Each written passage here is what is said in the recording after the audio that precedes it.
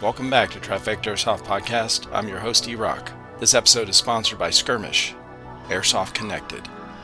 It's also sponsored by Hefe's Airsoft Solutions, a company that puts the airsoft community first. Thank you everyone for being here. Let's get to the podcast. I have one of my sniper rifles shoots 1.39 joules, and I only shoot 3.2s with it. And because it's shooting so low, I can use it in a compound to shoot somebody, but a bolt action in a compound game is kind of, CQB is kind of dumb. Right. But I actually took that out and was using it as a sniper rifle at range. And I'm like, sure, it's only shooting low, but I'm like, those BBs are just going out there, and the guy would get hit, and he'd be like, looking around like, what was that? What happened? What happened? Like he didn't know exactly what, and then I had to put another round in him. Then you'd see the hand come up, and I'm like, it's not about FPS. It's all about the hop up. And I see these guys. This one guy, he come out there, brand new guy on the team. He had shot real steel, so he wanted to get gas gun. And I said, they're great. I said, but Pennsylvania weather, it's cold. That gas gun ain't going to work. Yep. Well, there you go. I think it took about 2 games, and the mags are like auto dumping because it's so cold. So, oh my God. I lent him one of my rat gun that I had put together, and it shot like a champ with 2.8s. So he's using it, and he said, oh yeah, I'll have to get an AEG. So I recommended one. I got him an Elite Force. I forget which one he bought, but it was one of the better ones. And he's shooting it, and he said, Don, he said, I don't know. He said, I can't get it to shoot right. So I said, you adjusting the hop up? Yeah, I'm adjusting the hop up. I said, let me see one of your mags. And I'm shooting it, and BB here, BB there, BB here, BB there, BB there. And I'm like, what kind of BBs you using in this? Crossman 2.0s. That's awesome. So my squad leader had some HBA 2.8s. We filled up 2 mags, and he was shooting it. And I mean, I got the hop up dialed in that it's going out with a little hop and going in there, so he's got a lot of range. So we fill up 2 mags with my squad leader's 2.8s. He went out on the field. He come back in. And he said, "Don, send me a link for these BBs. I want to get them."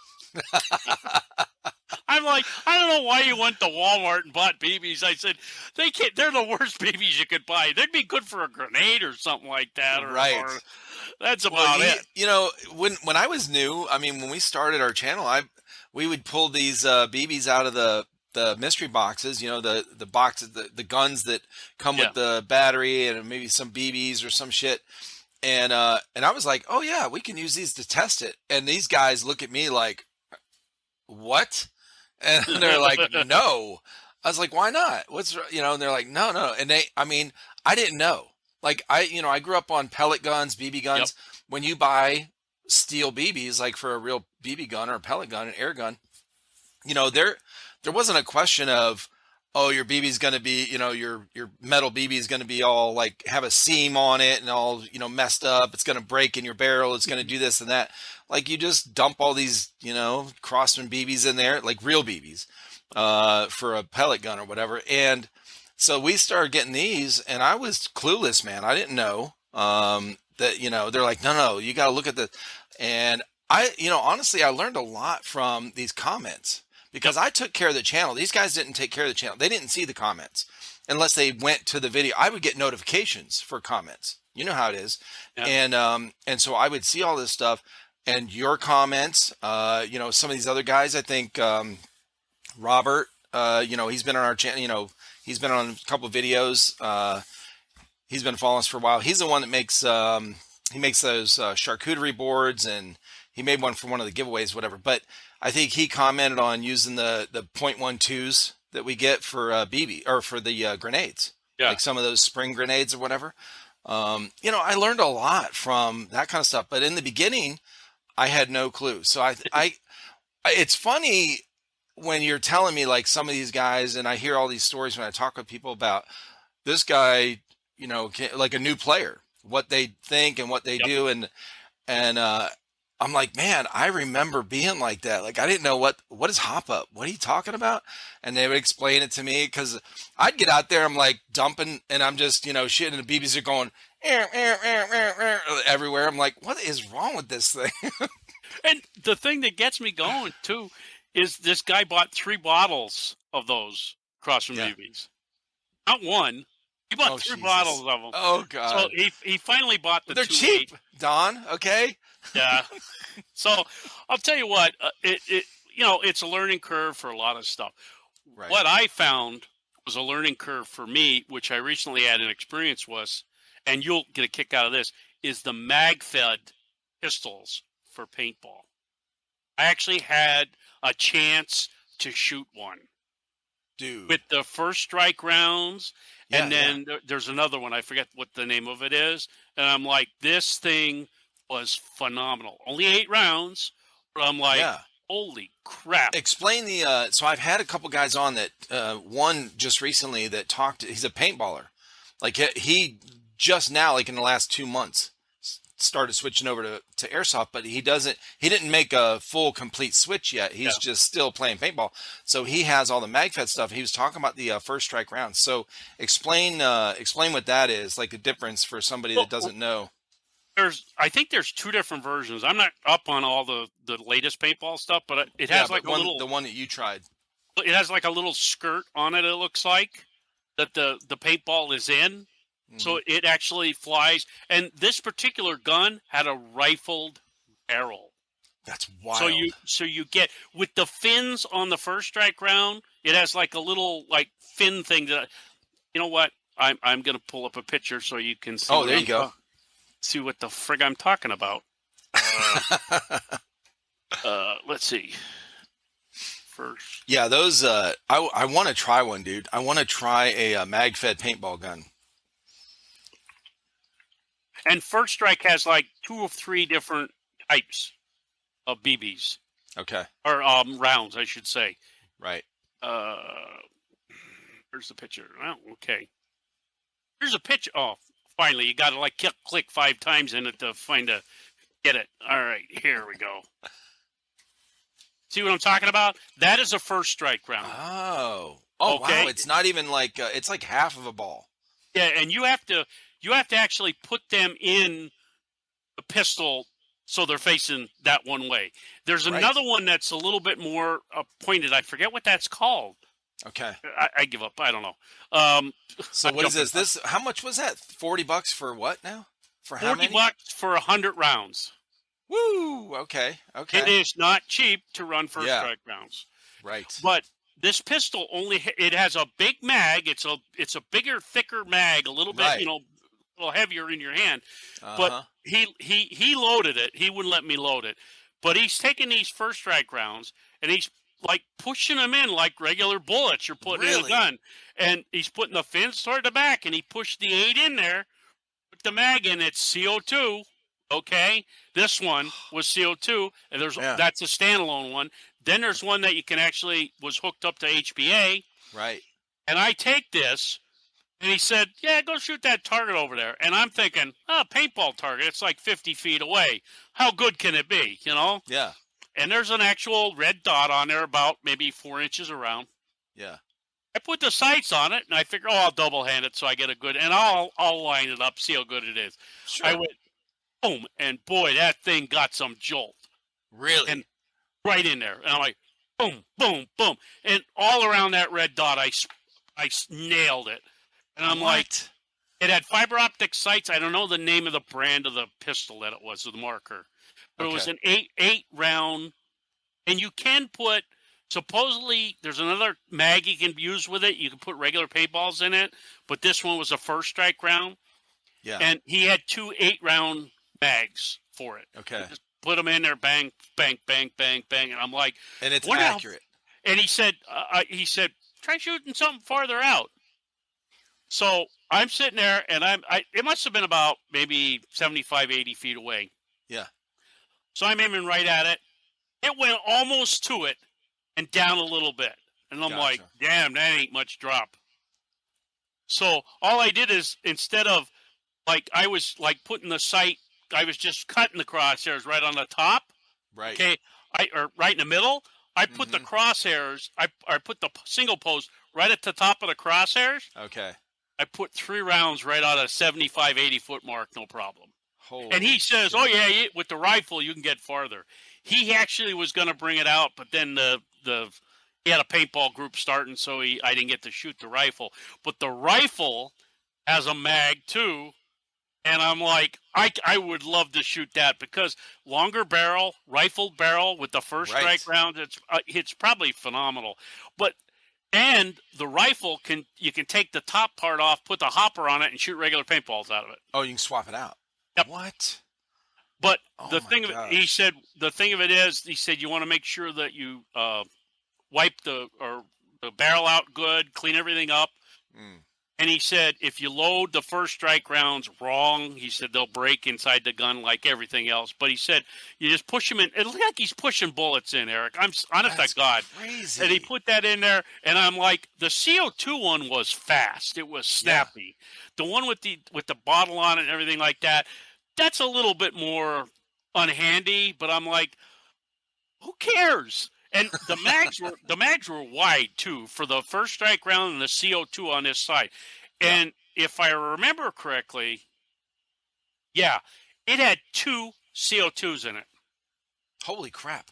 You put the one in facing so it punctures, then you put the other one in and screw the cap on so it punctures both and the CO2 fills up, and you get like about 4 or 5 mags, I think, after you're shooting. I wonder That's if they not have bad. I wonder if they have a gun on this site. Well, they have the markers. Yeah, they don't have a pistol. They have them. Well, it's called markers. Let's see if they have a pistol. Right. It looks just like an M4. I don't need to bring a picture up because it is an M4. If you look at it, it's the same thing. Now, the first strike rifles, they hold more than 8. They go around in a circle or like a half circle. They go down like a BBs do. I don't know if it's 20 rounds. Oh, okay. Maybe it says. I thought it was 20 rounds. Maybe it's 30, but I think it's only 20. What was it shooting about? What would you say if you had to guess what the like how fast? Because usually paintball guns that we used, they were all like the limits were 300 FPS. I Right? think this is 280, 300. I think this was like close. It wasn't 300, but it was pretty damn close. Now the CO2 was like shooting right at 300 all the time. Yeah, Until those the are usually CO, hot. yeah, CO Mhm. went down. But I think he was shooting about 275, 280 when we chronoed it. And I'm like, he's telling me about the first strike. Let's see if I can find it, because I'm like, if I could find the one that he had, well, I guess I could send him a message and ask him. But I'm like, What kind of joules is that? Is there a setting on the chrono that you can put in? well, this was actually a paintball chrono we were using to chrono it.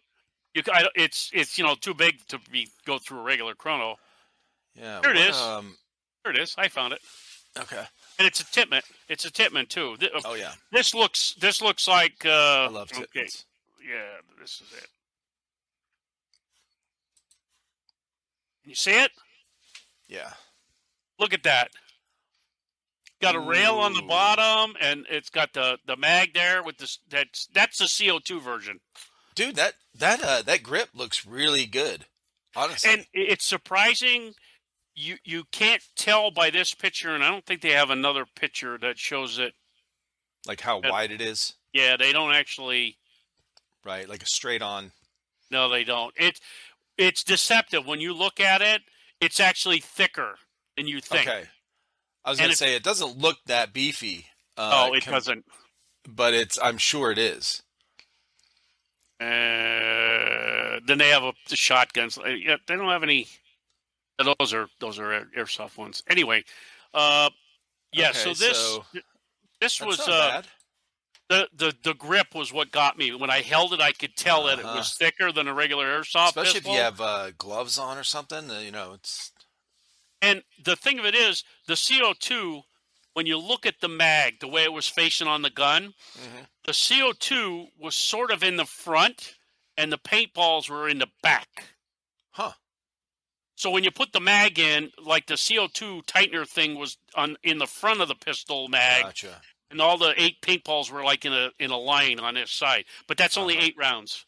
Now Yeah. they're either 8 or 10, and according to him, they sell an extended mag which had 20 rounds. Holy crap. So, but when you think about a paintball hopper and how much they hold, and you got 8 rounds to get the job done, you're making every friggin' shot count, and especially on them first strike rounds, they're not cheap. Yeah, they're Now, not cheap. and he was telling me about the mag-fed events that he has. It is only mag-fed. You can't have a regular paintball gun there. You have to have a mag-fed replica. You get a pistol, rifle, whatever. And even, I don't know. I think they have a sniper rifle too, but I haven't seen that yet. I'd love to see that. Yeah. And if you put in, it's not First Strike makes it. I forget who makes it, but it's a tighter bore rifled barrel. A rifled barrel. Now, I know they were doing some of that, but I mean, a rifled barrel on a paintball gun with a first strike round, not only do you have the fins stabilizing it when it flies, now you're putting a spin on it, which will give you the lift that you want to have to go out there. And I'm like, that's why they're getting straight on range, 80, 90, 100 feet, no problem. And I mean straight, not a looped shot. I'm like out there like that. Yeah, and that's crazy for paint. Most people that are going to hear this, most people probably, especially newer airsofters, like young airsofters, haven't really played paintball very much. So they don't understand these paintballs are heavy. Yes. Compared to BBs. So you literally have to lob these things. When you're shooting across the field at people, you're not shooting straight on. You're not using your sights. That's why most of these paintball markers don't have sights. The ones that we used back then, right? They didn't. And when you're feathering and doing a line to somebody, you're doing a line out to somebody, so you're gauging where your paintballs are. You're lifting, you're lowering, you're lining up, and you might shoot 50 balls out there and maybe hit 3 people as you're coming across because you want to know where they are. You want them to move into the line. It was tough to gauge sometimes. People are good at it. I never was, but I'm like, it's tough. I never was and either. You get an airsoft gun. And people like shooting them like, oh, look at the BB dropped about a foot. I'm like, that's all that dropped? That's not bad at all. I'm like, raise the sight a little bit and shoot at it. I'm like, I've seen guys used to like start shooting with a paintball marker and be like this and be like up in the air trying to get somebody across the field. I've said, I once watched, and this is years ago, watched the guy that made his own paintball sniper rifle. Now, he had a lot of problems with it because he said you got to ease the bolt forward so that it wouldn't bust the paintball. But it would show him shooting, and you'd see the paintball go out and go, and he hit the guy like in his chest, but you can see where his aiming like above the guy's head to like drop it into his stomach. And I'm like, he said, yeah, I'm getting ranges of like 100, 125 feet with this. And I'm like, oh, that's pretty damn good with a paintball. And he's sitting, and you watch him with the sight, and he had his sight adjusted. You're looking through the scope, and the sight hairs are way the hell up the top of the scope. And he puts it on the guy, and I'm like, poof. And you watch the paintball go up off the camera screen, up and back on the camera screen, so it hits the guy. And I'm like, that's, you're judging for the drop. Right. That's what it was. You were judging for the drop. And I'm like, that was a lot of fun to watch this guy shoot. But if these were available 20 years ago, I'd probably still be playing paintball. Bro, for real. I think that's what we talked about. The one guy recently that I talked with is into the MagFed stuff. He goes to the MagFed events, MagFed only events, and it's a totally different game. Totally different game.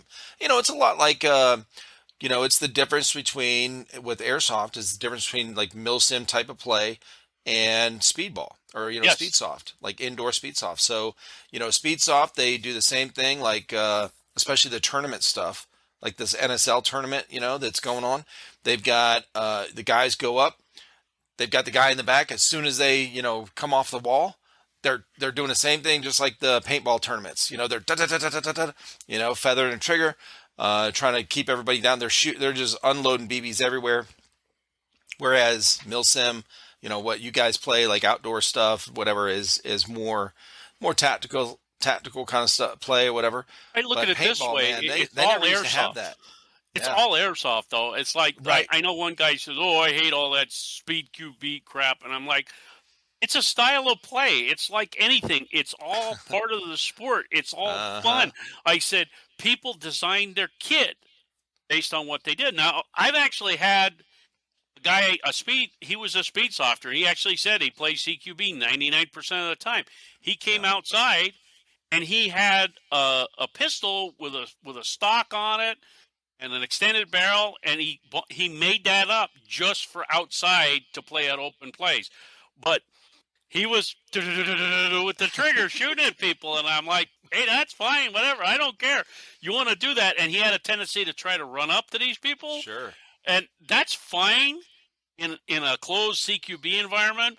But in like an open play like that, where you might have a sniper out in the woods, which we did at the time, he's running right in and stops to feather somebody and gets pecked in the head because he's not Yep. watching for a sniper 200 feet away.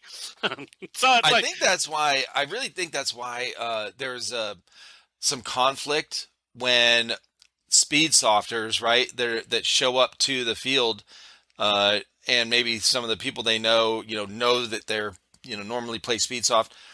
I think it's the style of play. Like if you guys are out there and you're trying to work together as a team, like your goal, obviously, let's say take over an objective or whatever, you need more people with you. Like you need a team. It's very difficult to move by yourself. So if all your teammates are dumb, right? They don't move smart. They don't play smart. They're getting taken out, and you're the only one left. It's very difficult for you to make any progress. So right. these speed softers sometimes, if they don't know how to use cover, move from cover to cover to move up to take this, they just run out like this guy. I think that's where some of the frustration comes from with some of the people I've talked with. These guys come out like, oh, I know how to play. Like, well, no. We need to stick together. We need to move over here, give a cover fire with each other, so we can move up. And they're just like lone wolfing it because that's what they're used to doing in the CQB thing. That would be frustrating, like, dude, how many times you got to die to know, Well, you start learning. if you get the right group together, Yeah. like I would actually say we have 3 guys on our team, younger guys in their 20s, like 28, 29, that run like gazelles. And I'm like, if them 3 guys we put them 3 guys together, just let them go and say, hey, we need that flag, and tell them 3 guys, they're gone. But I said, whenever we like split up teams, and if there's 2 of them, we always put them apart because we want to have one fast guy on either side. Right. And I said, the old men on the team, like myself, when we're doing stuff, I said, we got to divide the old guys up on either side. Right. We actually got patches made called old guy number 1, old guy number 2, old guy number 3, old guy number 4. No way. I'm old guy number 1 because I was the first oldest guy. We actually have 5 guys now. We have 1, 2, 3, 4 guys that are 60 years and older on our team. Holy crap. 3 of us, one guy's 65. He just turned 65 this month. And the 2 of us are 64. And the other guy just turned 60. And he's former Marine. He's just going strong. He's gung-ho as hell. And the other guy, he's a doctor. He's like 58. So he's getting there. But he's old guy number 5. And one guy said to me, he said, well, how old you got to be till you get an old guy patch? I said, nope, got to be 55 plus before you get an old guy patch. There you go. Now, when you guys have these made, do you, because you're just getting one single patch made, right? Well, yeah, usually like the cheapest way to do it, I would go to Amazon and I get the Ranger patch, which is like a half cent, and it allows you to put on so many words or letters. So I put on old guy, all in caps, number sign, or space, number sign, 1. And then like I order that patch, and then I order another one, and I order another one. They're only like $5-6 each. Oh, okay. All right. And it's a single patch, that's fine. Now, when I ordered a group of patches, I went to the same site, and they have a bulk discount if you're getting the same patch. Like it's $5. Right. Let's say it's 5 something if you want to get 1, but if you want to get 10, they work out to be like 3 something. If you want to get 20, they work out even less. Right. We had these patches made up, and it's an old joke from back in 2008, 2009. when we first started coming to the field, I have this green shed that we had. We would have the tables stored in. We would take out and we'd place them outside, but we never went in the shed. Eventually, I cleaned the shed out, and we're putting tables inside in case it's raining, and I got tents and the whole 9 yards. Gotcha. But the whole joke was that you take the tents out, and one guy went in there to change, and the one guy didn't know he was in there changing his clothes, and he went in there to do the same thing, and they closed the door, and we called that shed time after that. Like, what are you guys doing there? What, that shed time? So that's a running joke awesome. that we had a running joke that like we're gonna take the new member in and do shed time, and then the new guy says, "What the hell's shed time?" And they're like, "Oh, we got to explain what happened." So I got 20 patches made up. It's in red with a little shed that says, "I survived shed time." Oh, that's awesome, dude. And all our new members all the old members and any new members that are coming on the team, they get that patch. Yeah. I also give them a Patriot patch. I give them an NEPA Airsoft patch. I give them a speed loader. I give them a flashing red light, dead light. I give them a dead rag, and I give them 2 tourniquets for their arm. That's like our new player package that joins the team. Gotcha. And like I hand this patch to the guy, and he's like, "What the hell's shed time?" And I'm like, "He's gonna explain it to you." I'm like, "Nah, I ain't doing it no more." Oh, that's hilarious, dude. There was actually a guy that came out for the team, young guy, and like this was old members. I'm talking our guys in the 2009, 2010. Yeah. And we had played before together with, and we were used to each other a couple of years, and we're all about the same age. I was the only oldest one there. And this young guy, he was only in like 19 or something like that, and he came out for the team. And I'm explaining stuff like that, and my squad CO started talking about shed time. He scared the shit out of this kid. He didn't want to come back. I'm serious, Eric. He did not want to come back. And it's damn. I said to my squad leader, I said, "Don't be telling people." Like, he would come up and, he'd put his arm around me as I'm trying to talk to the guy. And he's like, "Keeper, do you tell him about shed time?" And I'm like, "Get away from me." And I'm like trying to talk to the kid, tell him the safety briefing. And then he's going up and, he's like hugging this guy. And he says, "Oh, yeah, I said, don't hug too long." He says, "Oh, hugging is never too long." And I'm like, "Don't be saying shit like that around this new guy and telling him about shed time." I'm like, I'm serious. He never come back. He never wanted to be part of the team, and he never played Airsoft again. And I said, did he assume that everybody was like that? And I said, don't even say that to guys anymore. So we don't want to do that. Yeah, you gotta. Yeah, some of these guys, they're some people that get into Airsoft are introverts.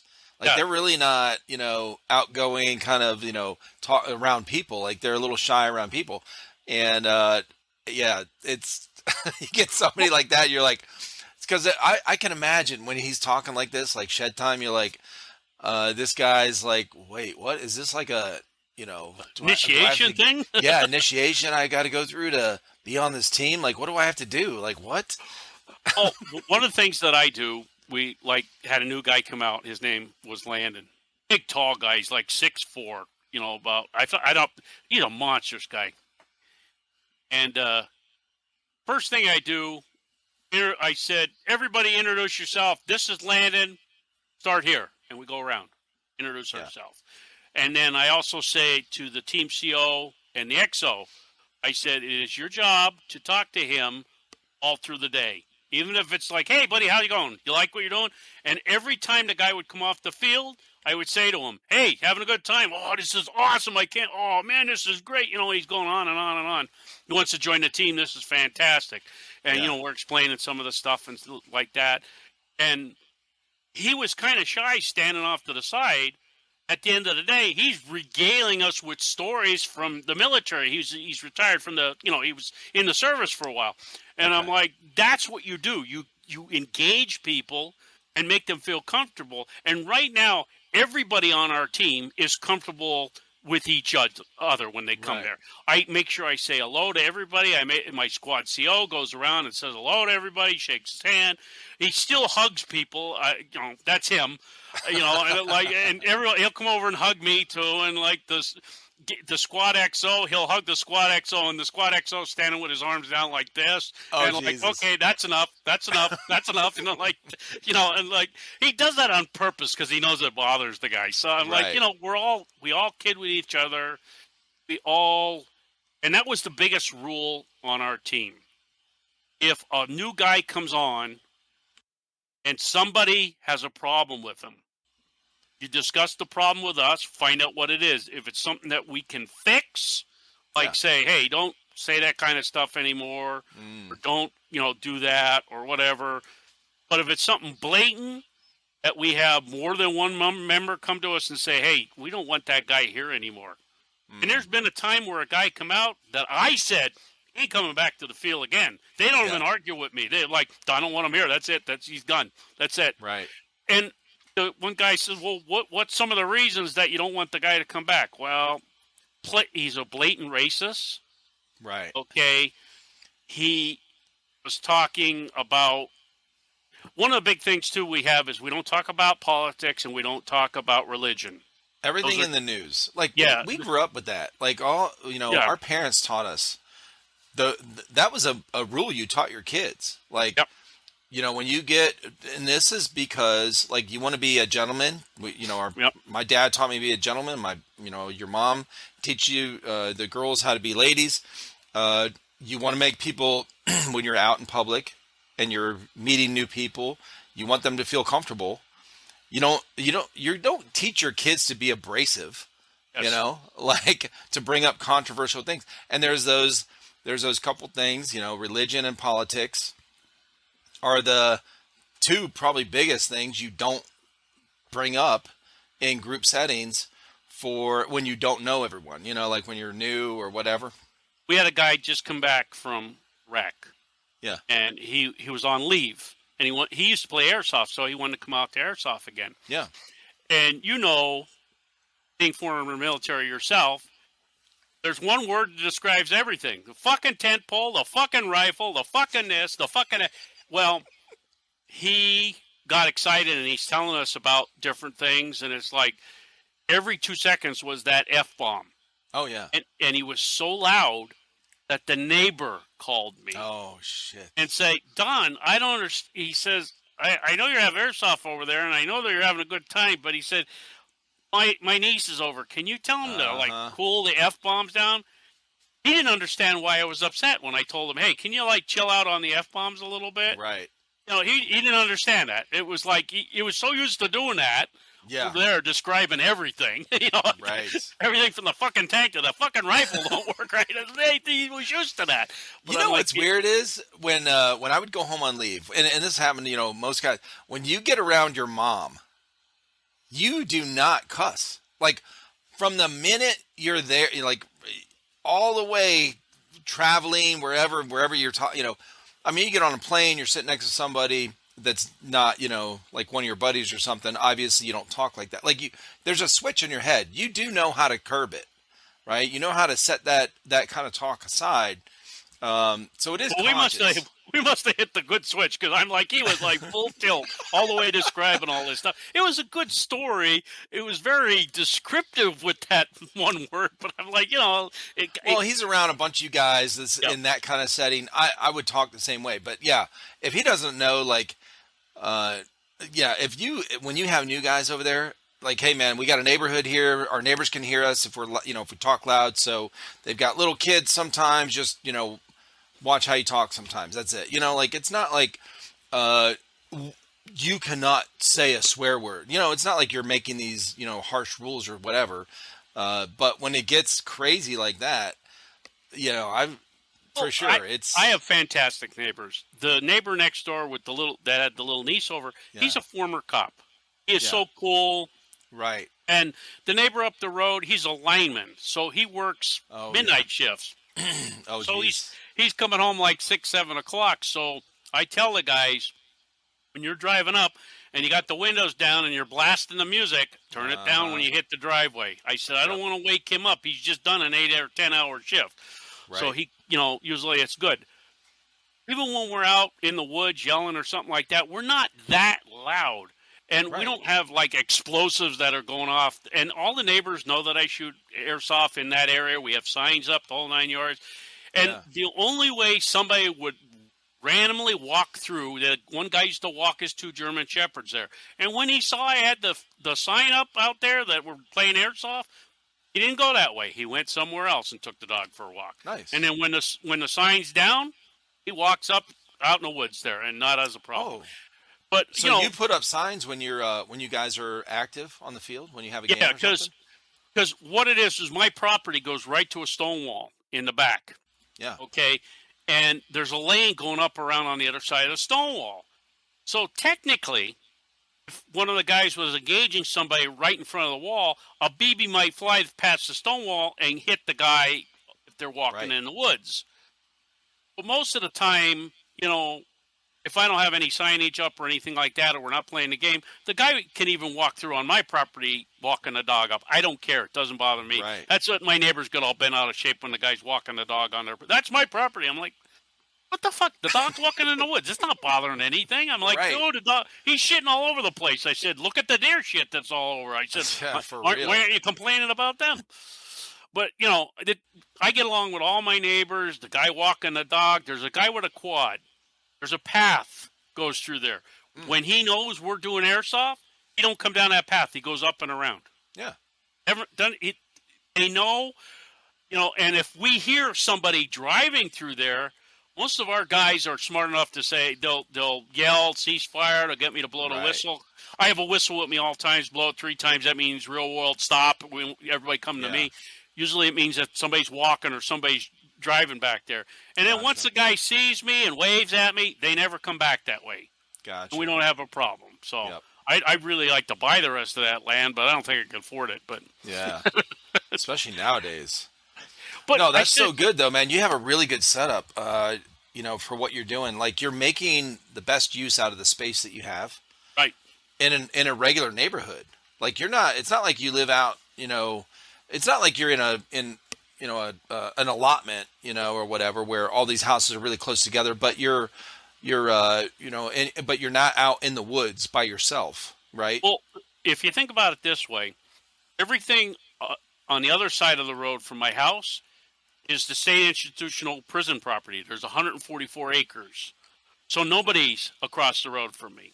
Yeah. And the nearest neighbor is right next to my house here, but up in the woods, there's nothing. Yeah. And on this side, there's a neighbor way over here, but straight back and off to the right, there's nothing. And if you go far enough over the hill, you hit the water company property, nobody's there. Gotcha. So the only reason somebody would be there is either they're walking their dog, they're taking a walk, or they're riding with the quad through the couple of paths that are up through there. Yeah.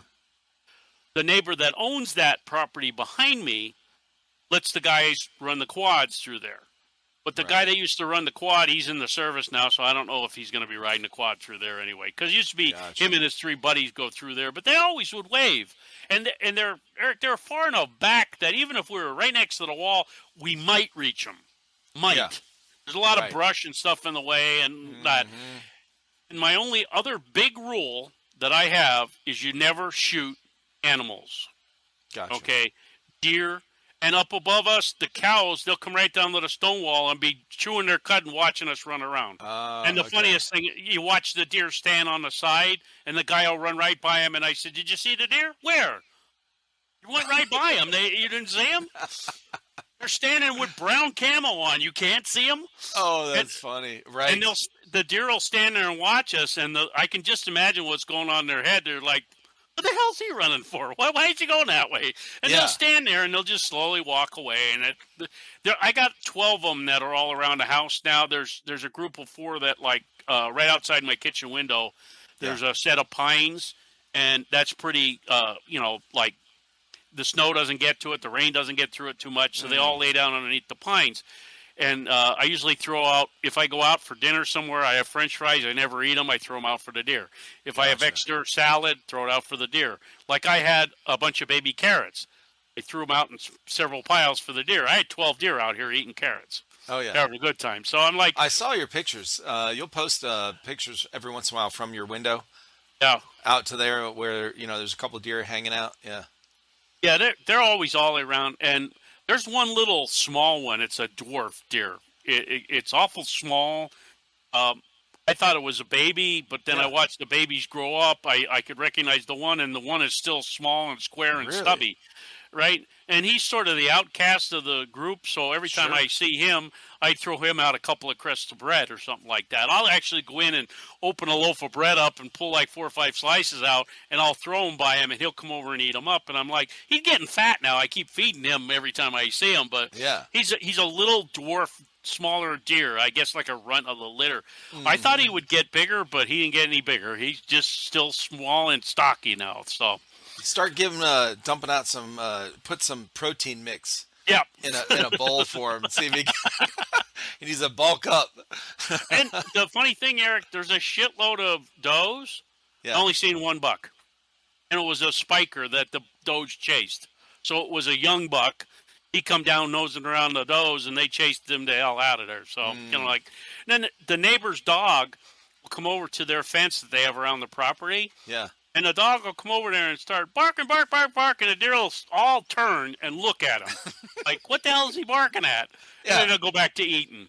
And then they'll just slowly walk up the lane, and the friggin' dogs are barking the hell out of it. They do not like tarps in the compound. It's either the smell of the tarps or the noise the tarp makes when it flaps. When the wind blows on it.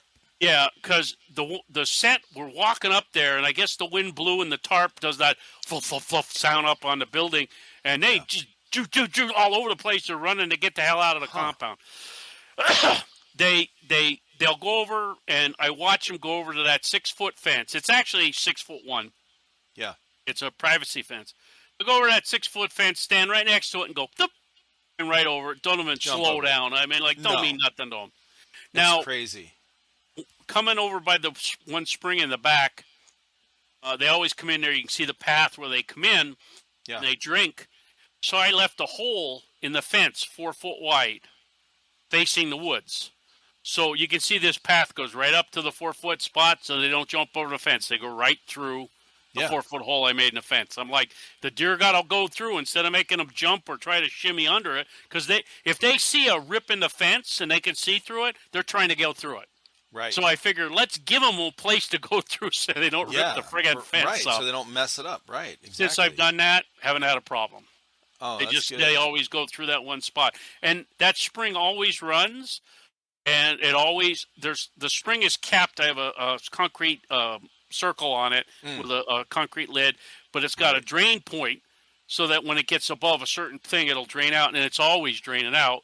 And it comes to a 4x4 box, concrete box with gravel in the bottom that then drains out into the rest of the property there on that one spot. And the deer always come there and eat and drink and eat the little grass and shit that's all growing around right there. And I said, they always have water, even at the driest part, like in August, when they're like saying, oh, drought, drought, drought. My well's filled, back to spring still running, the deer are in there in the swamp. Now the swamp will dry up a little bit, and it's still running water, but don't leach as much out into the property there. It dries up quite a bit. Because it's like sometimes you'll run across there and it'll be mud running all the way across, heavy mud. Oh, right. But, most of the time the deer, they don't give a shit one way or the other. They just right across. They don't care. I was taking my kids to school probably, 10 years ago. Here, just down the road, the schools, a couple of schools here are really close. Actually, all 3 of the schools, elementary, middle, and high school, are all really close together where we're at. And I was taking my kids to school. So going to the high school and the middle school, the back road, part of the property that butts up against the road that you're on to go to the school is one of the factories, actually the factory that Christian and Colton work at. Okay. Okay. So they own all that land. Well, it comes up, it's all empty. It's just woods. But they have one of those chain link fences, like security fence. So it's 6 foot and then maybe even more.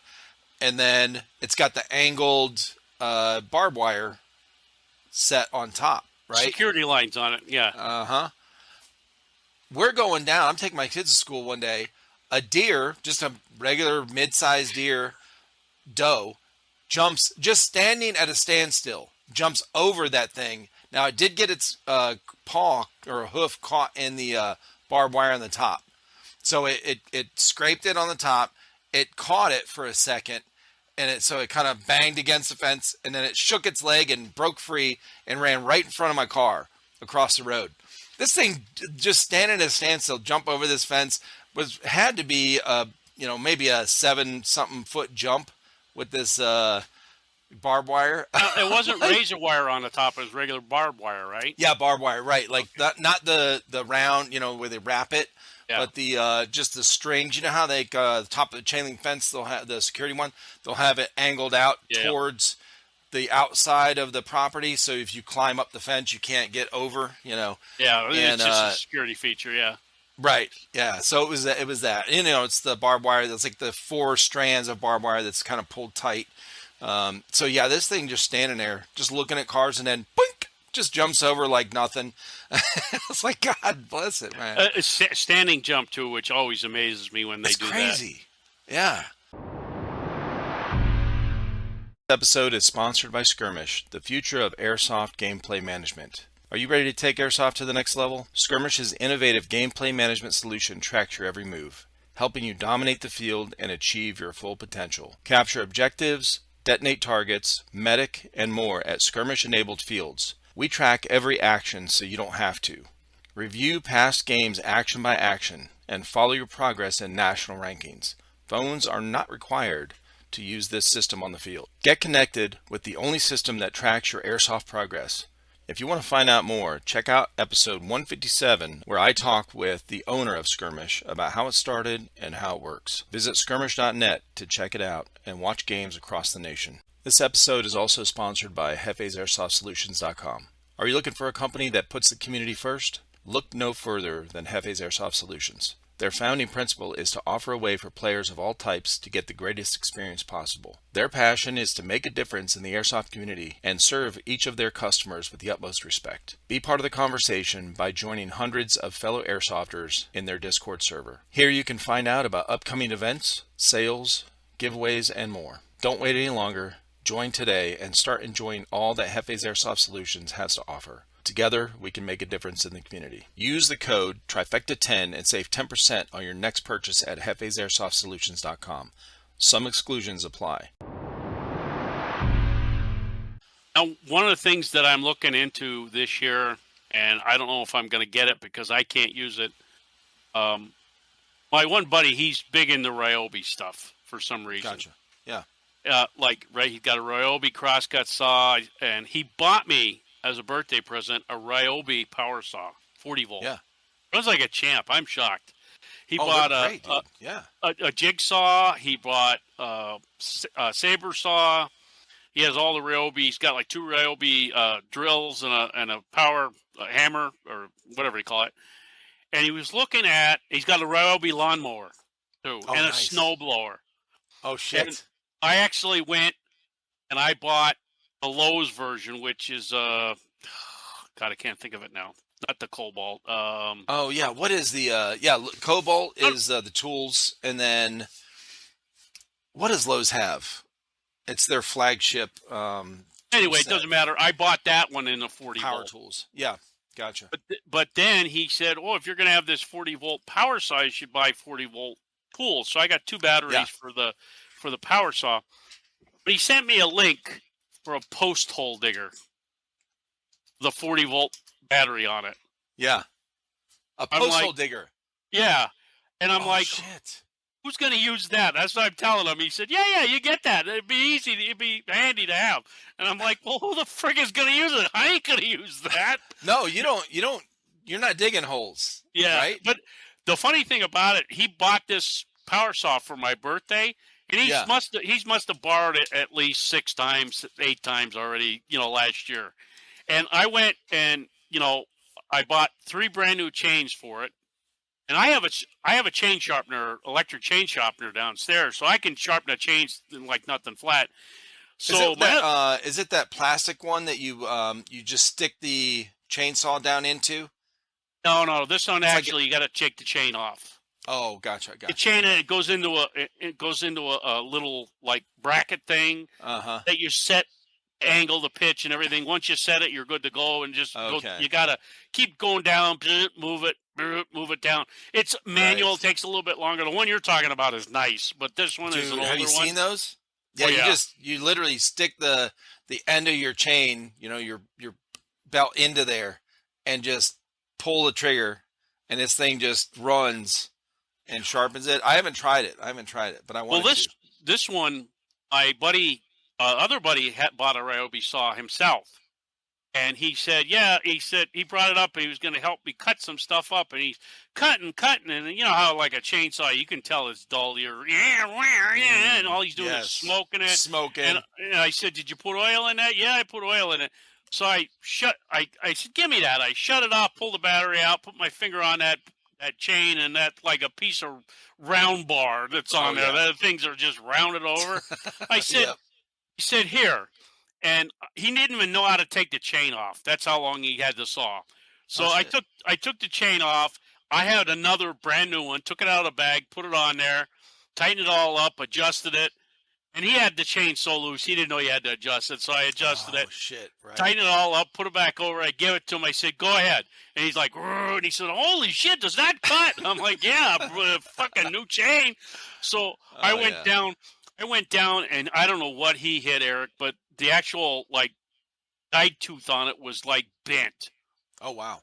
So I had to file all them, and then I had to really set the pitch hard. And you're like, usually like you go in and you put it in the set, and you just pull this little grinding wheel down. You go zip, zip, 2 hits, and it's like sharp. This one I'm like zip, zip, and then I'm feeling it. Nope, ain't doing it. 3-4 times to get it to get sharp again, get the edge back on it. That's crazy. Once I done that though, works great. I put it on my chainsaw. It works like a champ. Now, yesterday, I was cutting, like when I'm building in the woods, I'm not going to use a crosscut saw to cut something off. I'm just going to use the chainsaw to cut something off. Sure. Well, I forgot there was a screw sticking out. So I cut down about 3/4 of the way, and I saw the fire fly, and I'm like, "Oh, shit."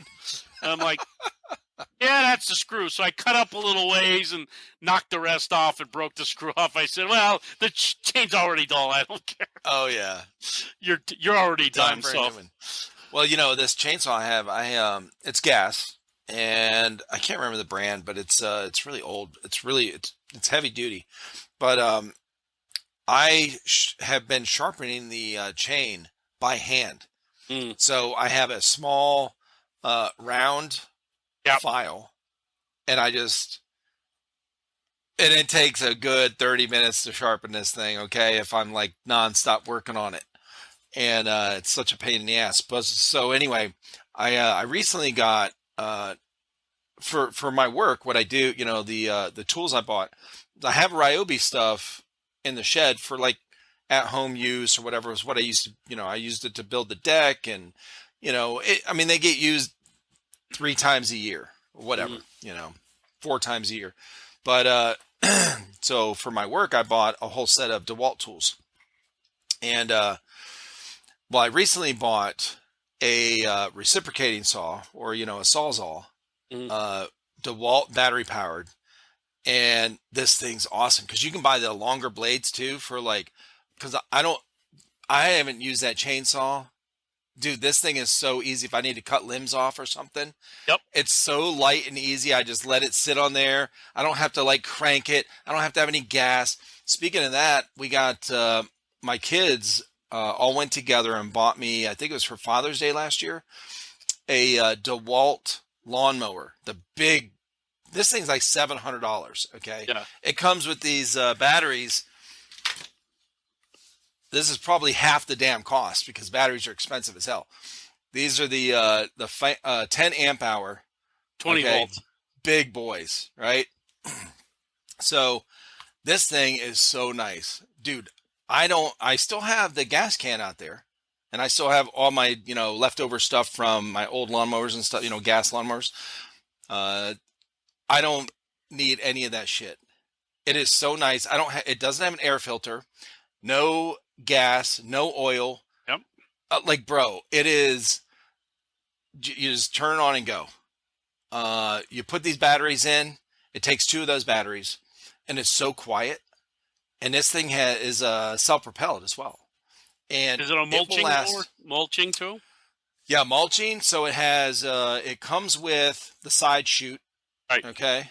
Uh, or you can take that off, and it has the flap that closes, and it comes with a bag. So Right. you can do any of those three. Okay.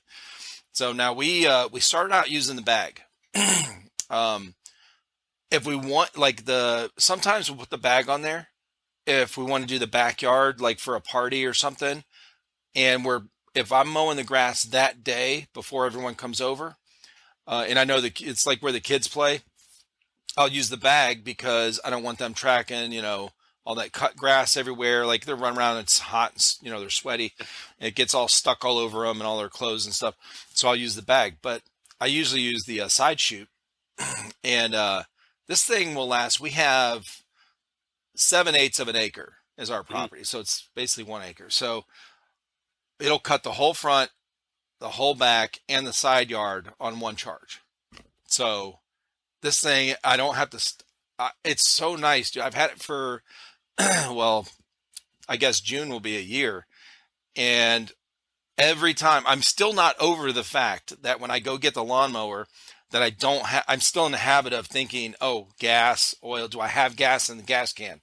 I don't even have to think about that shit anymore. I come in. I got this little. You can see the red light down here. Yeah. I got one of my batteries charging already. And then, of course, these are interchangeable with my drills and the sander. I have a, orbital sander. And then now that Saws All.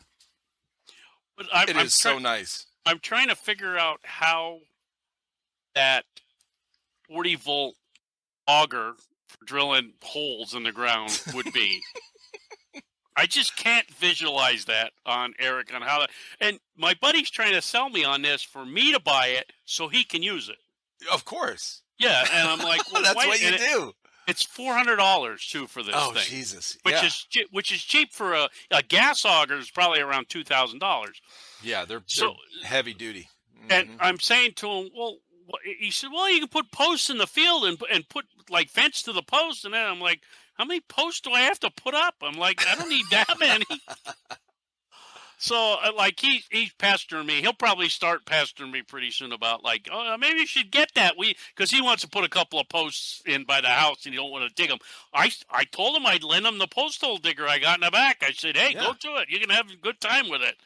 So he says to me, he says, oh, yeah, maybe if you want to, like, put posts here or you want to build something and you want to put a post in, it'd be nice to have one. I said, how is that nice? What nice would that be for me? Justify it for me, or I'll spend $400 for it. Yeah, well, I've got two regular post hole diggers, the manual ones, like the ones we use. I've got the one that's the cheaper one that has the wooden handles, and I've got one that has the fiberglass handles. And they're both good. I wonder, do they make an electric riding mower? I don't know how to spell. Yeah, they do. I just saw, actually, yesterday I was at Home Depot coming out, and I just saw some. This is the first time I've seen them. I can't remember what brand it was. Well, I see Craftsman, EGO Power, and Greenworks. EGO Power. That's the one I saw yesterday. EGO Power and Greenworks are the same company. You don't know that. Gotcha. When you look up their batteries, the batteries fit on each other. Gotcha. But that's the EGO Power one, $6,000, and the Greenworks one is $5,000. And they're 56 volt. Wow, that's crazy, bro. Yeah, I'm looking at the same ones. Here's a Craftsman one for. There's a Cub Cadet one as well. Yeah, this 60 volt. Craftsman. It says it's a 10.5 horse. Oh, it's a riding mower. It's an actually gas one. I don't think it's Ryobi makes one. They do. $3,200 right here. Wow. At Ryobi Tools. What is this? A 60. $3,200. Yeah, that's wild, dude. But I'm gonna tell you, man. One of my buddies, when my kids got this for me. When my buddy saw it, and he was like, "What are you? trying to get away from, were you going to buy an electric car next? I'm like, I would if I could. I'm like, Yeah, what? Like, why would I want to go to the gas station all the time when I could just charge my shit at the house? Like, you know, that's right now. Like when I was like laid off, this was years ago. I kept cutting grass farther and farther out and leveling areas and cutting grass. And my dad yeah. used to say to me, "You shouldn't be doing that." He said, "The more you cut and clear, the more you're going to have to keep cutting." And Mm, now I let a lot of it grow back up. And, I went through, no lie, 2 riding mowers because I would ride one for about, it takes me, if I cut everything, takes me about 3 hours to cut all the grass. wow. But I can do 95% of it on the riding mower. The Yeah. front yards, the backyards, I cut around the field. I go up to the compound. I cut around there. I cut up to the lane. I cut down. Once I get all that done, I don't have to cut all that. I can let that go every other couple of weeks, but it'll get too high. Right. But I'm thinking to myself, it might be worth it to get a friggin' like electric lawnmower, riding mower, because when I go for gas, I put the big plastic bushels in the back of my van, put the 4 or 5 gallon cans in those 4 plastic bushels, and I Yeah. go get 4 or 5 gallon cans of gas. And at the Woo. current cost of gas, that's 20 gallons. What is that, like about 20 times 4? That's like $80, $90, almost Uh-huh. $100. And like I'll have that for quite a bit. But the thing of it is, I also have a generator in the house that Okay. I keep with gas too. But I'm like, that's a lot of work too. Plus, you said got to change the oil, got to do all this other stuff. But if I had an electric lawnmower, and I'm looking at this one, there's a Ryobi 30-inch. It's a smaller one. Yeah. It's only $2,499. What size? What size Oh, battery? okay. It 48 volt. Yeah, 48. Yep. I wonder how long that would go. That's a very small cut. Yeah, it is. 30-inch would be like for a small yard, I guess. Uh-huh. Or them 56 ones, 80 volt. Oh my God, they're 80 volt? It's an 80 volt mower. Oh my Lord. Oh, it's a 0 turn. That's why. There's 3 different models.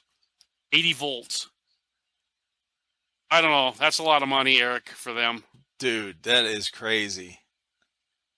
I like the little one, but I don't think. Oh, I don't know if it's worth for my yard, like a 40 Yeah. volt, 40 volt. It says see all 40 volt products, and the 40 volt products, most of them are like there's a hedge trimmer, a blower. Oh, he also has a blower, my buddy. That's got the snow Oh, yeah. blower too, That's my next thing. I'm gonna and a get. I don't trimmer. have He one yet. bought a trimmer. He bought a trimmer too, which is hilarious. They have a lot of the.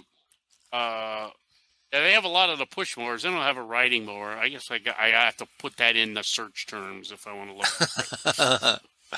Yeah, man. These power tools that are coming out. So there's a handful. I mean, if you watch some YouTube videos, I watched one on the mower I got actually, Yeah. and I watched a guy. He did this big property. It was probably maybe half a football field area. Okay. The grass was grown up, I think 5-6 inches, right? It was That's hard pretty on the mower when you're doing it. right. Yeah. And so he went through, it was pretty detailed. He was like, okay, these are fully charged batteries or whatever, the same batteries that it comes with. He did like a few passes with the bag, a few with the mulch, and a few with the side chute. Okay. And then he had like a time lapse thing where he was going real quick, and showed like how much time it took to do this and how long the battery lasts under, cutting that much or that thick of grass, whatever. And the thing is, this thing has a, I'm not sure what you call it, but it ramps up. It's like a variable speed, but not, When it hits the heavy grass or whatever, yeah. it gets a higher RPM. Right. Yeah. Mine Which does is that. great. Yeah. So it's like, so if it's running on that higher speed the whole time, it will only cut our front yard, and then the batteries will run out. But we keep up on it pretty, like we cut in the summertime, we cut 2 to 3 times a week because, well, we like getting out there and doing it. My wife loves it. Yeah. And, it gives her some exercise. She likes being out there doing it and she likes to see the grass like that. But we'll keep up on it so it doesn't run, constant like that. We don't like letting our grass get too high because our grass is where we live, like the neighbors, nobody gets their lawn treated out here. Like this Yeah. is kind of a back road. So I spent the money a few years ago before I was, when I was working, a lot of overtime stuff. I did the True Green or something like that for Yeah. like 2 years. Okay. Our front lawn looked awesome. But as soon as you stop, because the neighbors, there's no, they don't treat it's like their grass is, we didn't have neighbors for a while. All that stuff was just blowing into our grass. So it only took maybe 3-4 months for the whole yard to turn to just weeds, crabgrass and weeds. All that regular grass went away. So it's too expensive to keep that shit up, man. I was telling the guys when they're saying, "Oh, you should put a building and angle it this way and do this." I said, "If you see the lines in the compound, how I had the picture, all of Yeah. it's straight lines, so I can Right. cut the mower up, around, cut down, and then go around the building, cut across, go around the building, cut across, and I can make a serpentine and cut every spot around that compound. There's no spots that are like not cut." Right. Because I can go Just along on the riding buildings. mower. Yeah, Mhm. and I can go along all the outriggers going up, all the outriggers across, and all the buildings. There's no spot that I can't cut and get the grass cut, so it's always cut. I said, Yeah. that's how I designed it. And the one guy's like, "Oh, is that why there's, like, if you look, there are 8-foot buildings. There's 8 foot on the outrigger. There's 8 foot between the two outriggers, and there's an 8 foot space, and then there's another building. So everything's based on the 8 foot Uh-huh. platform." So that's one, so I can get my big cart up through there, because that's like a 6 foot wide cart when I'm going up through there. It's a big, long, heavy one that I put on the one big lawnmower. And I said, if I had to, we could drive my buddy's 4-wheel drive truck right up through there, and it wouldn't hit any of the sides. Nice. Now, with all the tarp lines, they're at the top of the 2x6s. Yeah. It might scrape on his roof a little bit going through it, but I'm like, if we had to get up there, if there was an emergency, somebody had to get taken off the field or something like that. Right. But I actually have a portable stretcher in the compound building and a full first aid kit that the firemen set up for me. Yeah. So I'm like, everything except, a broken bone. I'm not setting a broken bone. We're calling the ambulance anyway. Oh, sure. But I'm like, if we have to haul somebody down from the field, we have pressure bandages, and we do have 3 tourniquets, which I don't want to use, but we do have 2 EMTs and a doctor on the team and a pharmacist. So right. we might There have you go. enough medical personnel, plus a first responder that's used to this stuff. So Yeah. I'm like, I have enough people that'd help if somebody got injury. But knock on wood, the only one that's actually really hurt themselves bad is me. And we've had the random cut that somebody cut themselves on a piece of board or something on the old compound because the screws were sticking out or something like that. But ever Right. since we did all the buildings in tarp and tore down all the other stuff like that, unless somebody falls down on a rock or something like that and scrapes a Right. knee or something like that, that's the worst injury we've had, where a guy said, "Oh yeah, I was running up through the woods and I tripped and fell, and oh look, I scarfed my arm up a little bit. He got a little bit road rash on his arm." But I'm like, "You want something for that? I got some Neosporin we can put on it if you want." And I'm like, Yeah. "No, See, I'm that's good. important to have, man. Those, most people in that kind of stuff and just, daily work or whatever, you working in your house, working, on a job, most of the injuries are very small. They're minor. Yes. So these minor cuts, most people, don't even think of. You got to treat that thing. If it's deep enough to where it's kind of bleeding for a little while, Yeah. you need to get it cleaned out. You got to have a little, regular Band-Aids and Yep. Neosporin or some kind of, rinse it out, suck it out, whatever on your fingers, especially your hands, because they're always into the dirty stuff or whatever. That stuff will get infected in like 24 hours if you don't take care of it.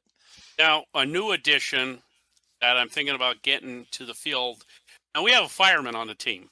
That's good. Okay. And he's always, like the guys that use grenades or smokes, like watch where you're throwing that shit. Don't be throwing it in the leaves. And we've never had a fire or anything like Yeah. that. Oh, that's But good. he's suggesting that I get a specific type of fire extinguisher for the area. And he said, like, there is a pond for a water source if we need to get buckets and take it somewhere. Yeah. But like a fire extinguisher for small stuff, that if we had to put something out, it was burning the leaves or whatever.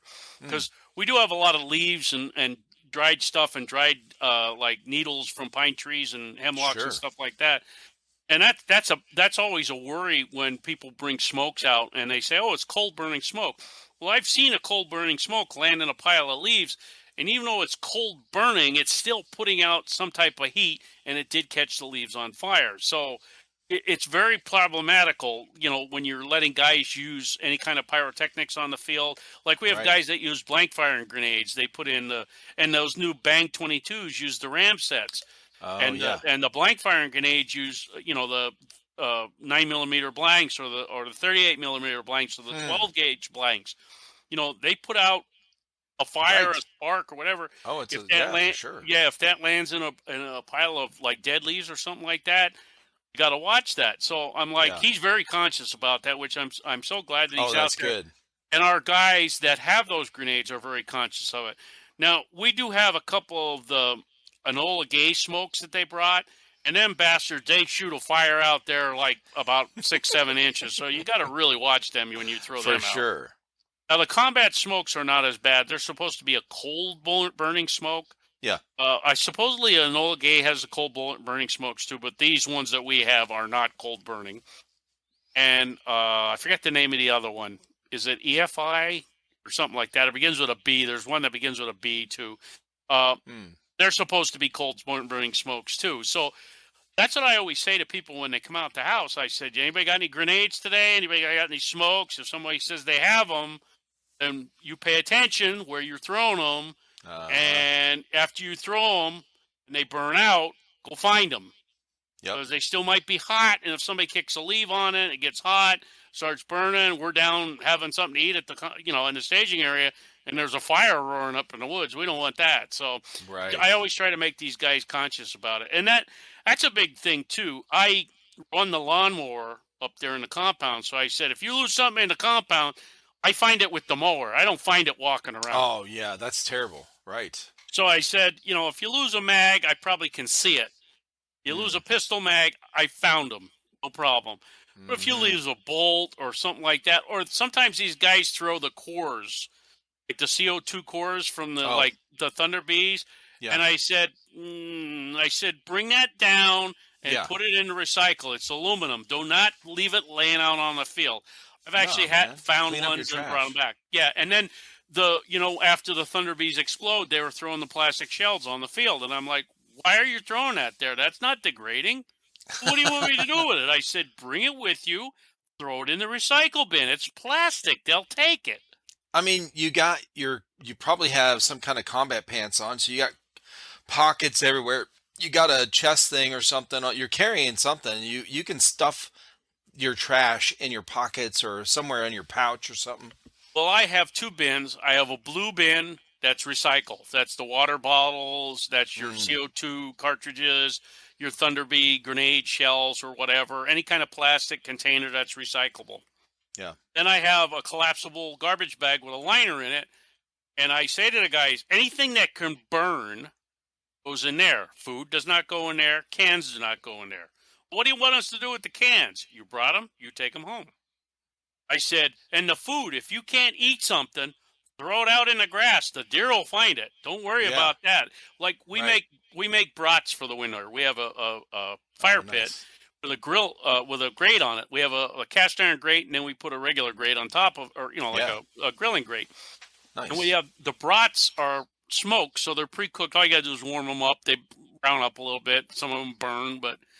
And then we have brats. It's really nice to have a hot something to eat, one or two brats. I make sure that everybody gets at least two brats, has something to drink, even though it's cold. You want to have. And what kind of buns you get? Yeah. Potato buns. So explain this whole meal because you're making me hungry right now, and I'm I sorry. want to hear this whole thing. Um, Johnsonville is the brand. They make smoked all beef brats, and that's Mm-hmm. important because I have a guy with a chicken allergy and I have a guy with a pork allergy. So I get all beef brats. Interesting. There's 6 in a pack. And I get the Mayor's brand potato buns. They're made with, I don't know, potato or whatever, but they've got a different thing that most of the guys like, and they taste pretty good. Yeah. So what we'll do is, like, we'll put the grate on there, and they're 6 in a pack, and it's a sealable pack, which is really nice. So we'll put about 6 or 8 or 12 on there on the grate, and we'll start cooking them. And maybe I'll put a pack of buns on there, spread out so they brown up a little bit. Let's say you brown up the buns, yeah. And I'm like, then when I say to them, the brats are done, meaning that they're starting to brown up. Some of them maybe got black stripes on them, whatever. That means quit talking, get over here and have something to eat. That there's no ifs, ands, or buts. So then I start taking them off with the tongs, and I just keep handing them, and whoever's there takes one. And I said, everybody get one, and when you eat that, come back for your second one. And then I usually buy extras all the time because some guys will eat 2. Some guys don't want any because they don't want to eat nothing. Right. And I got 2 guys that like to eat as many as they can put in their mouth. And so I'm like, I'll throw on and I say, oh, there's 7 extra here. Who wants an extra one? I got 3 guys that want a third one. Sure. Okay, so now I got 4. And I said, okay, there's 2 left. And the guy said, oh, there's 4 on there. I said, well, Don hasn't ate yet, so 2 of those are mine. So I'm the last one to eat. I always eat last. So I said, I got 2 extra ones. And the one guy said, oh, I don't want a bun. So he brought skewer sticks. And he skewered the hot dog, and he's eating it like that. And the other guy said, can I have that last one? And I said, you want it on a bun? He said, no. So I pick it up, I hand it to him. He's eating it like this. The rule of thumb is whatever buns I have extra, we rip up and throw out on the other side of the fence or the stone wall so the deer get. Gotcha. That's the rule of thumb. And any food you bring that you don't eat, don't throw it in the garbage. Throw it out for the deer to get. The one guy, he brought a hoagie that he was eating for lunch, even though I told him we were cooking brats. He brought a hoagie. And he said, yeah, I only ate about 2/3 of this one. I said, what is it? He said, oh, it's an Italian hoagie. I said, shake it all apart over there on the side. So he took it over there and shook it all. It was gone. The deer come, once the cars all leave, they all start nosing around to find out whatever's free around there, And now during the summer, we switch to hot dogs or hamburgers. We never do both. Now, let me ask you this: for your brats, do you guys, what do you have? Do you have what condiments do you put on them? Do you have like sautéed onions or peppers or anything like that? We go with the basic stuff. We've got regular ketchup, we got regular mustard, we got spicy brown mustard, and we got horseradish and relish. Gotcha. That's it. The 5 things. Yeah. And one guy says, "Oh, do you have cheese?" I said, "You want cheese? Go down the road and get your hot dogs." I said, "This is what you're getting. You're getting food. Shut up." No, I gotta say, I haven't heard anyone. We've never had cheese on our brats, but I'm not seeing. When I introduced the horseradish out of a squeezable bottle, the brats, mustard, spicy brown mustard, and horseradish sauce on these brats, these guys went nuts over them. But one day I brought out barbecue sauce. The guy put barbecue sauce on it. I didn't really know how that would taste. I put a little on one of mine, and I took a bite, and I'm like, yeah, it's okay. So now, during the summertime, I like to switch up to hot dogs because they're cheaper. Right. Or we do a hamburger day, but that I have to have in a specific head count. Everybody gets 1 hamburger or 2, depending on the day. If it's a real hot day, people don't like to eat a lot of food, so I'll get, like if we're doing hamburgers, I'll do hamburgers and I'll buy a bunch of chips. And everybody can just take a handful of chips and put them on a plate, and that's usually good. But if it's a slighter cool day, like in the fall, and if we have hamburgers, everybody gets 2. And then we get cheese with them. Yeah. There you go. But the hot dogs are like, I'll bring the grill up, and we put it right next to where the fire pit used to be. So it's really, it's in the same area. So I'll put the hot dogs on, and one side of the grill is always hotter than the other. So I start them on one side, and when they start, blackening up, then I move them all over to the right side. Then I start doing them up. I put the buns up on the top, and when I say, yeah, the hot dogs are ready, and got a couple of guys, hey, got a couple of black ones? I'm like, yeah, here you go, you take 2. They want those burnt ones. I'm handing out 2 at a time because we put on a shitload of hot dogs on there that we got enough people. I think the most people I've ever had out in the field was 24 people. Okay. Which, for my size field, that's the max number I could handle would be like 30. That's a lot of people to put on 6.4 acres each team. running around. Yeah. And 15 per team, that's a lot of people. Mm-hmm. Now, we've done it where we put a group in the compound, just playing in the compound, and a group out playing in the woods. That was fun. And then we would do like we have a thing that we call Attack the Wall. It's a thing we like to do for new players and new team members. Yeah. We'll put a certain amount of people behind this L-shaped long wall. And all they got to do is survive the onslaught. So it'd be like 5 versus 15. Or it'd be like 4 versus 10. Yeah. It's always like double the amount coming at them. Right. There's only been one time that the attacking force took out, or the defenders took out the attacking force. Gotcha. And the rule of thumb is the last guy behind the wall can come out from behind the wall. That way he can escape if he has to. But the longest wall match we ever had lasted 45 minutes. Jeez. 5 of us behind the wall. Myself and 4 other guys. All of us had M4s. Yeah. So as we're getting picked off, we're throwing our extra mags down in a pile. And this guy is running back and forth, just dropping a mag, pulling another mag from the pile, and kept shooting. He used up everybody's mags. And toward the end, he had a bottle of BBs on his pack. He's pouring them, trying to load them by hand in the mag. I'm like, it was a hell of a firefight. And it just lasted so long.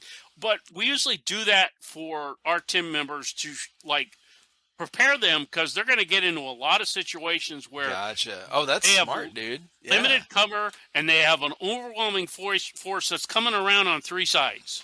Right. Okay, and this is right smack in the field, in the middle of the field, toward the one side. There's brush all around you. There's woods behind you, so the people can come around you. If they get behind you, you're fucked. No, but they just keep moving up. And if you do it right, which is what we try to show the guys to do, bounding overwatch. You're shooting while this guy's moving. Yeah. Okay, you're shooting while this guy's moving. You keep moving up like that. Or you're sweeping one way and drawing fire over this way, so they're all looking this way, or something like that. You want to figure out how to do this, and we all take turns on the wall. And it had a whole different turn of phrase, I could say, when we were allowing full auto on the games too. Oh gosh, I'm sure. So these guys would come up there with, and I have a 25 rounds per second rate of fire used to be. Yeah. So you got like 15 guys going against 5, and these poor 5 guys behind the wall are just getting hammered. And they can't even peek out. There's full auto coming everywhere. Yeah. What I did to make it more fair is I hang camo nets down on the open areas, so it diffuses the BB. So they might luck out and have a BB go off to the side, but a lot of times they do get shot. But I'm like, it might save their life on one shot or 2, but on a full auto shot, there's a stream of BBs coming out. You might not get away from some of them. Yeah. But we actually had a guy, this older gentleman, and he was playing on the wall, and that was the first time I introduced the rule that the last guy can leave. So they're firing at the wall, and I guess there's a break in the firing. He just snuck out, went out and around, and he laid down off to the side. I mean, he's just laying down.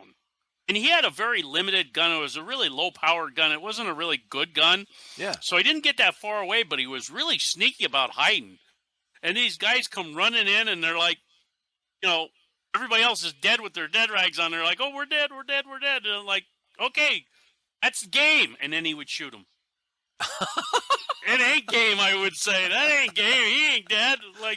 He's still out there. They start yelling. I'm like, okay, so now it's a hunt to find this guy. We had a lot of fun with that, with the last guy that could come out. Because a lot of times, if it was a sniper, which it was in one of the games, which I said, I don't know how that's going to be, putting a sniper on the wall to defend it against guys with AEGs coming in shooting full auto. But he was picking people off right and left, and he was the last guy to just go out and hide in the woods. They flushed him out, but I'm like, when it gets summertime and everything grows up and the ferns come up, you can just like lay down in the ferns and you're gone. Mm-hmm. And I always remember that I have a picture of me with my SVD. I'm in woodland. I have my boonie hat pushed back because it was so hot that day. And I have just camo paint. All I did was take it with my fingers and went down my face, green and black. And I'm standing there in ferns about almost up to my crotch. And I'm like, all I did was sit down next to a tree. I was like gone, except my rifle was barely sticking up above the grass. Oh my God. I'm like, I had such a blast that day. I'm like, yeah. SVD was a hell of a shooting weapon. I had it geared in.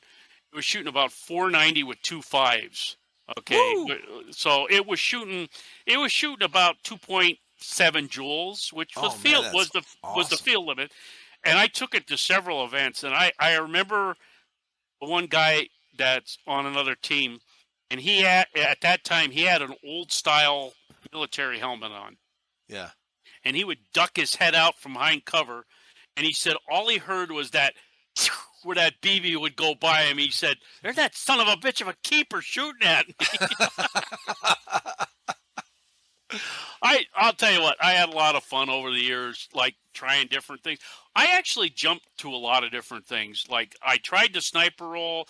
I went to the SVD. I went to the MP5. I bought a shitload of MP5s. I had the 30 caliber. I had various different sci-fi weapons that I was using. Then I switched to pistols. Then I went back to snipers. So I've been jumping back and forth. I have fun with everything that I use. So it's like, I've had a lot of good times playing over the years. I wish I had the mobility that I had back in 2008. I would be having a blast. But no kidding, right? It's not happening though. Oh, listen, man. I was telling you, I cut the grass yesterday. this is the first time, after the winter that I went out and did that. And, walking, doing a push mower. Now it is self-propelled. So you pull the handle thing and it goes, but, it's uneven. We got a ditch out there. We don't have sidewalks or nothing. It's, so, yeah, it was, it wore me out, bro. It wore me out. Well, not only that, it was like 3 days in a row we had issues on the house. So I had a leak in the bathroom. So I crawled under the house. Okay. And it's where my, opening is to get in, my access door is like kind of where I'm at here. We're in the middle of the house. Where I had to go was all the way at my bathroom in me and my wife's bedroom, all the way on the opposite, on the very end of the house and the front. So I'm crawling like this, okay, dragging my parts and my supplies and my tools in a trash bag behind me, and having to go traverse over the drain pipes, okay, because you can't get underneath them. Or going underneath stuff, over this stuff.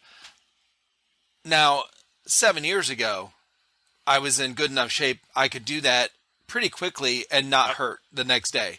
Yep. No, I'm sore as fuck. Okay. And I'm like, it makes you want to put another opening on the other side so you can get in. Dude, I'm so glad you said that, because I'm laying there looking up at this, the piping to fix it. And I already got the water shut off and everything. And, I'm looking at this brick wall going, I'm going to knock this bitch out and put an access door right here, because I am not crawling this far next time. Oh, but then, so I had that, and then the freaking, just a couple other things happened, and I'm redoing this other room and hauling supplies back and forth from the shed, up and down these deck stairs, and then cut the grass yesterday where it was, 82 degrees. It's my first time since the winter being out in the sun, and, my face is like stinging right here. I'm like, and then I wasn't feeling great this morning. I woke up like, dude, I fucking hate being older. Okay, this sucks ass. You got to say like I do. I'm like, did anybody get the number of the truck that hit me? For real. Yeah, you I know what? mean, The push mowers like that with the self-propelled that you yeah. got to pull that handle. Uh-huh. You're like, what the hell did I do to my hands? I can't even pick up a cup the next Oh, morning. my fingers are swollen today from. Oh, what about like right here at the base of the neck? Because you're like Yeah. you're pushing and you're gripping. So Oh, that dude. that right there, it's like that muscle right there. You're like, what the hell? Well, you're Who like hit me this, with-" and then, I'm going down into the ditch and then Yep. up. So it's uneven terrain, and so you've got to maneuver you kind of manhandle this thing here and there, and lift it down, up, whatever, and tilt it, and so and the thing is, because of coming out of winter, I didn't do any exercise at all. Now, normally throughout the winter, I'll exercise in the house, I'll stretch, I'll do that. This is the first year that I have been, bro, horrible, like a fat slob, like a fat. I've sat around, ate like snack food, which I never do. Yep. Okay, I don't eat junk food. I eat snack food and watch movies and shows. Like I haven't gotten out and done anything. I've been really, really bad with that. And so I moved, had my buddy help me. We moved the treadmill out here where it was facing nothing to where it's in the living room facing where the TV is. So at least I get motivation. I'm standing there, I can watch TV and still be on the treadmill. I'm like, Right. That makes a difference when you have something to keep you occupied. Sure. Now, I put the phone up there and put on a video and I'm watching it. And I look down and I'm like, oh, fuck, 12 minutes, 29 seconds already. I already did 12 minutes. I didn't even know I was doing that. Right. But that's the limit of me is like I can go 1 mile an hour walking with my leg. I do it for 15 minutes, and sometimes I do it twice a day. Right. That's perfect for me. But, the one guy says, oh, you should start to run. I'm like, no, I ain't starting to run. You can run. No. I ain't going to run. No. We ain't doing No. that. No. Oh, shit. Hey, do you know what's after? It's like 4:39 here. Yeah. Same. How long we been talking?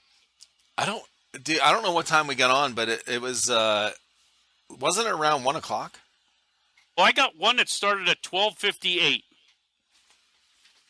So it's been so I pressed record probably maybe 10 minutes into us getting on here.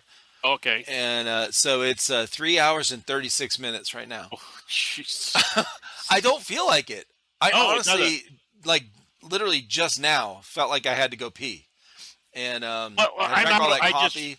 I finished my water. Well, there's a little bit in there. And I poured some water in here Yep. and was sipping on that. So, Well, hell yeah, man. I'll leave you with one thought. I finally marked everything on my list of airsoft guns for sale except 5 things. Wow. My 230 calibers, my HBA shotgun, and my AAP-01. Everything else I marked for sale. If somebody makes me an offer, they got it. No shit. Okay. And tell everybody where they can find all that stuff. Well, I'll send you the link. Okay. I'll put it I'll put it on our Discord or something. The thing of it is, I know my one teammate, he had a sniper rifle, which was crap. And I have 2 tweaked out ones. And I'm like, maybe he'll want to buy it. But I've been like, I had one of my teammates say to me, like, if you're getting out of airsoft, he said, you want to sell your 30 calibers? I said, I'll let you know. One guy said to me, he said, oh, if you're getting out of airsoft, I have your shotgun. I'll buy it off you. And I said, I'll let you know. Because right now, those are like the fun things yet. I can still use them. Right. A year from now, I might say, oh, fuck this. Take it all. Get it out of the house. I don't want it. So, and the big thing that I had done this winter was I got sidewall insulation on the house. My dad had never. This was an old plank house that he had built with rough cut lumber. So when you look at the 2x4s, they were like 2 1/4 by 4.5. They were that. That's kind of, and he had rough cut lumber on the outside of the house and then the siding on there. No insulation. The guy drilled into it and he looked and he's got the camera. He's showing up there and he goes all the way up, all the way down. He said, "You don't have nothing in these walls." So they Wow. blew sidewall insulation all the way in the house on both sides, around the front. The garage is here. This is insulated on this side. And then the guy went upstairs and blew it on the ceiling above me. Yep. No, on the uppermost ceiling, and then Mm-hmm. did the sidewalls of the rooms up there. What a difference I noticed. Oh, He yeah. said you're going to notice it during the summer too. He said it'll be cooler. Yeah. But before all that got done, that was like in January when we had those -10-degree weather, and I'm sitting here and the furnace is just that oil furnace is just running and running Oh, and yeah. running and running. And I get those $700+ bills every month for oil. Oh And my like God. December to January, $740. January to February, $714. Oh And my God. that's I a can't big chunk of imagine. change. So when I said that, when I got the sidewall guy to do that, he said they were almost done. They had it about 3/4. Well, I'd say about half done from February to March. So I got an oil bill, and it was only like $5 something. So it was like $240 cheaper already, and they only had done about half of it. Wow. So they finished up the rest of it, and I notice a difference in here. One of the big differences that I find, I used to touch the wall, and it felt cold. Oh, I'm sure. All right? Now, I touch the wall, it's the same temperature as the house. If it's 68 in here, which I have the electronic thermostat set, it's 68 on the wall. It feels the same temperature. Right. And I don't feel any air. Like, you could put your hand by the one window, and I'm like, oh, I feel air over there coming out somewhere. Not anymore. And put a new window in. I had an old single pane window here that had been painted shut, and I had plastic on it because it was so cold. Right. They ripped it out, put a brand new double pane window in there. One of them ones that you can fold down and clean the son of a bit. It's really nice. Man, you're spoiled now. I never had a window in that room where I could put an air conditioner or something. So I actually run power down cellar to a single 20-amp breaker, and I have a shelf that I'm gonna buy off Amazon to mount the unit right there. Be able to put it right in the window. Bang, slam, cools the whole house right there. It'll cool where I gotta be. Out in like my house, because it's a stone foundation, only half of the house is stone foundation. The rest of the house is the other half of the house is a crawl space. Oh, That's on rock. This was on ledge almost. Mm-hmm. So this is during the winter when the heat's on, it's warm. But during the summer, it don't get that hot in this room out here. The rest of the house used to get warm because there was no insulation. The heat would just come right in. Now, hopefully, it'll be cooler. Put the air conditioner on. It'll be nicer. So. Way nicer, dude. You're gonna notice a huge difference. I hope. Huge difference. When I redid the room back here after Christian moved out, the ceiling was kind of messed up, just from the house settling, I guess, whatever. So one of the rafters at the top, whatever, had kind of not the rafter, the beam at the top sunk down or whatever. So the joist, So I cut like half the ceiling out. Had all that old insulation, the blown-in insulation in there that was just packed down or whatever, and it was really thinned out, So I ran some new electrical stuff anyway while I had all that open. So when I put all the new drywall back up there, I bought the blown-in insulation. The cellulose stuff? Yeah, the cellulose stuff, yep. And it was surprisingly cheap compared to the, and I left a big cutout for me where I was putting the new light fixture. I just went up there in a ladder and just stood on the ladder while I'm in there. And because I didn't want to rent one of those blow machines or whatever to put it in there. Yeah. So I just cut the bags open. The bags are big. They're light. They're easy to move. I shoved it up in there, cut it open, and just, I had a big mask on because this stuff, with the old mix with the old stuff is really dusty. And so I put it all in there. Now, before I did that, I was working on this thing when it was kind of getting, it was warm out. When I'd go in there to work and it had been sitting during the day, whatever, you walk by that drywall that I had just put up and I was still kind of finishing, mudding and all that stuff. You could feel the heat on your head coming down from there because there was no insulation up there yet. Yeah. It was like that much of a difference. You put it in there, all gone. Yep. Like, no, it's just there. It, like you said, it's the same as the room temperature inside the house. So it does make a huge difference. Now, what they did is the guy went in there and he sealed the tops of the rafters or the wall Yeah. joists and that, and he went down cellar and he sealed up all of them, and he Nice. missed one. He missed one. Oh. So he's doing the walls, and he comes around here, and he comes to one side of the house, and he says to me as he's getting ready to leave for the day, he said, "Boy, took a lot of stuff on that wall." And I'm like, "Oh, okay." I walked down cellar. There it is, all in a big pile. I guess it just kept coming down until it actually piled up enough that it stopped it. Oh. So he come the That's next why. day. I come the next day, and I said, "Hey, did you got to come down cellar so you can see this?" And he like, "Son of a bitch, I missed one." So he actually cleaned the whole mess up because that fiber was all over the place. He cleaned the whole mess up, and he fixed that one spot, and he actually like made sure that it was stuffed good, so it was not loose and whatever. But I'm like, that was the only bad spot that I had. And the only other thing was there was a spot in the kitchen where one of the moldings was loose from the wall a little bit. Yeah. And because those walls are hollow, when he was blowing that stuff in there, the dust was coming up. Oh, You could yeah. see it coming up in a spot.